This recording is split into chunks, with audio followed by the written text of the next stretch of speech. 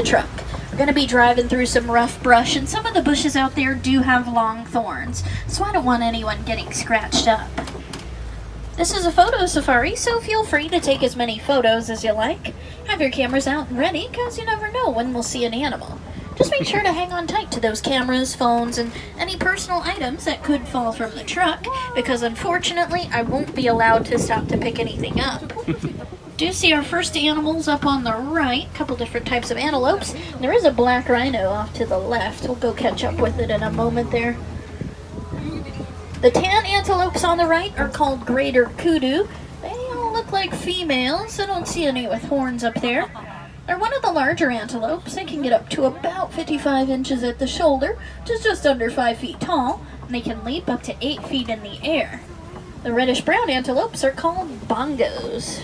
Come around, look at the bongos a little bit better. Let's see, that black rhino's kind of hiding in the corner up there. Oh, it's moving. Maybe it'll come down the hill there. Oh, no, maybe not. It's having fun in that corner there. The black rhino can get up to about 3,000 pounds. They have a prehensile, pointed upper lip that allows them to eat leaves right off of trees.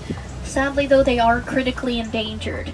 There's only about 5,000 left in the world today due to the poaching of their horns, which are made out of a substance called keratin, just like our hair and nails. There's some more bongos there on the right. The bongo is the largest forest-dwelling antelope. Both males and females do have horns. They're one of the only species of antelope where both sexes do have horns. Their nickname is the ghost of the forest because they're pretty shy animals. They can blend in very well with the thick underbrush of the forest, so they're rarely seen. You can say that you've seen some ghosts today. We're going to leave the forest and go into the Safi River. The Safi River is oftentimes home to one of the largest and most dangerous animals in Africa. Anyone have a guess what it could be?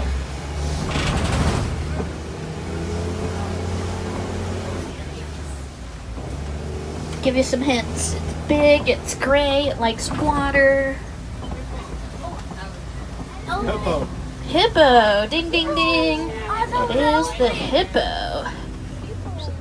At least one hippo down there on the right, on the other side of that log. Kind of hiding down there.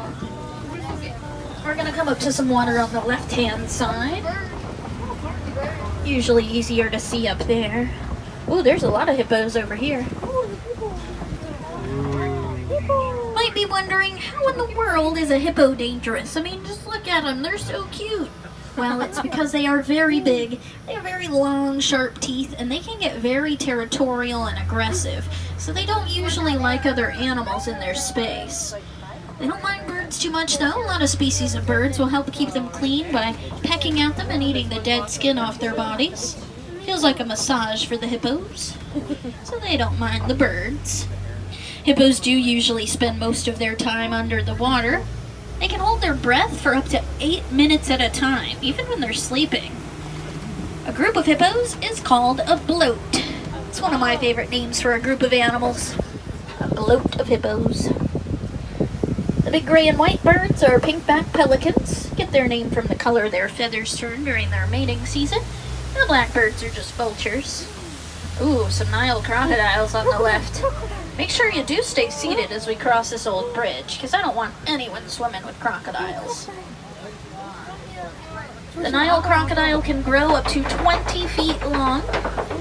They only eat once a week, and they can eat up to 1/3 of their body weight in one feeding. Sometimes you will see them resting with their mouths open. A few of them had their mouths open back there.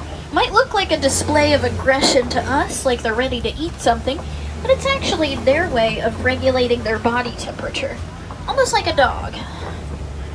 Anyone know how to tell the difference between a crocodile and an alligator?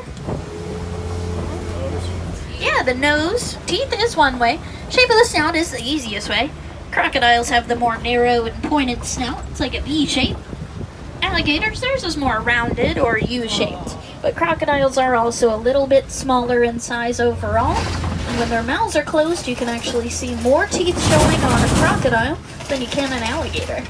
Though personally, I wouldn't want to get close enough to either to really see their teeth. But that's just my opinion. Now we're going down into the savannah. The savannah is home to millions of migrating animals every year. Some of the more famous African animals call the savannah home all year round, so we'll have to look out for elephants, giraffes, lions, cheetahs, warthogs, ostriches. Never know what we'll find.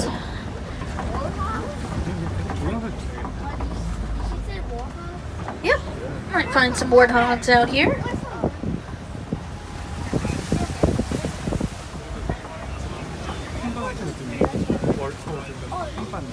Let's see. Thought I saw something moving on the left side here.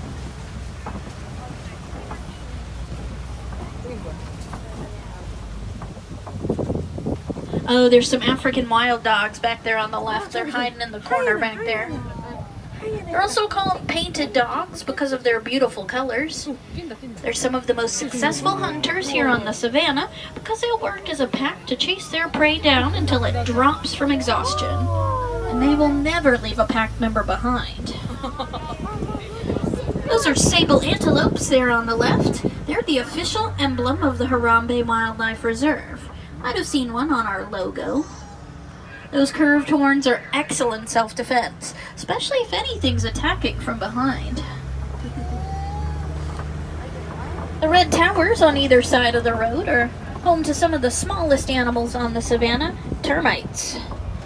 Termite mounds are made out of a mixture of mud, animal dung, and termite saliva.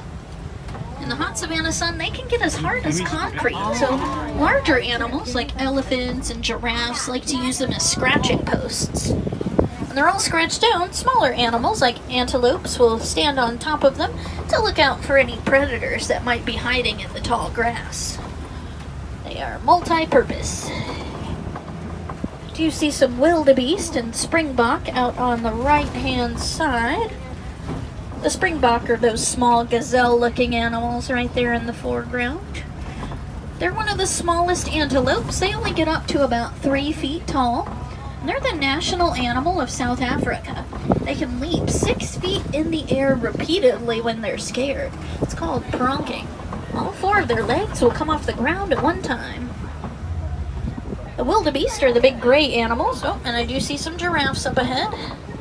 White-bearded wildebeest are also called the gnu, spelled G-N-U, after the new sound that they make. Very social animals, travel in large herds. Up to 1.5 million wildebeest will travel across the savannah every year. They can go up to 1,000 miles in search of food. Within 15 minutes of being born, a baby wildebeest is already up and running around. Only takes them about 5 minutes to learn how to walk. All of these giraffes are Maasai giraffes. Let me get somewhere here in the middle so you can get the one on the left and the few on the right there. The Maasai giraffe has that rough, uneven pattern on its coat. Giraffes are the tallest animals in the world. They can grow up to 20 feet tall. Baby giraffes are usually born at around 6 feet tall. They learn how to walk